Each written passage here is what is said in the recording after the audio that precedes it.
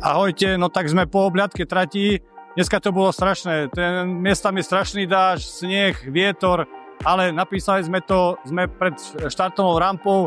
Zajtra nový deň. Domáci tvrdia, že tu bude mráz. Huty samostatne o sebe. Išiel som tu ako kopec, je to šmyklavý asfalt miestami ako na lade.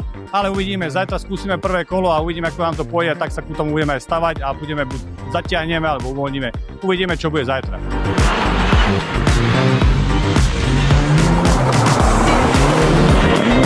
No sme po prvých dvoch rýchlostkách, je to strašne šmyklavé, ušmýkané, rýchle, ako z lesa ide. No, pomáha mi, že som išiel kopec huty, ako fakt musím povedať, že to veľa skúseností som tam nabral, lebo poznám ten asfalt, viem sa tam orientovať, ale táto lúčky rýchlostka mi nesedí vôbec, takže niektoré ideme dobre, niekde ideme opatrnejší, ale snažíme sa ísť.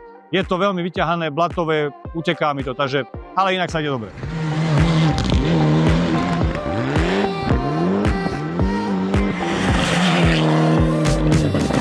Po ďalších dvoch rýchlostkách, jednu sme zatiahli tak, ako som potreboval nejaký náskok urobiť, tú druhú tak strážime, hej. Uvidím, teraz sa to otočí, tie lúčky sú dosť náročná rýchlostka, budeme tam musieť to strážiť, aby sa sme nejaké veľa sekúnd nestratili, ale už chcem to tak udržať, aby sme to tak došli, ako to je. Zatiaľ nám to tak vyhovuje, takže nebudem niečo vymýšľať, pôjdeme tak na istotu.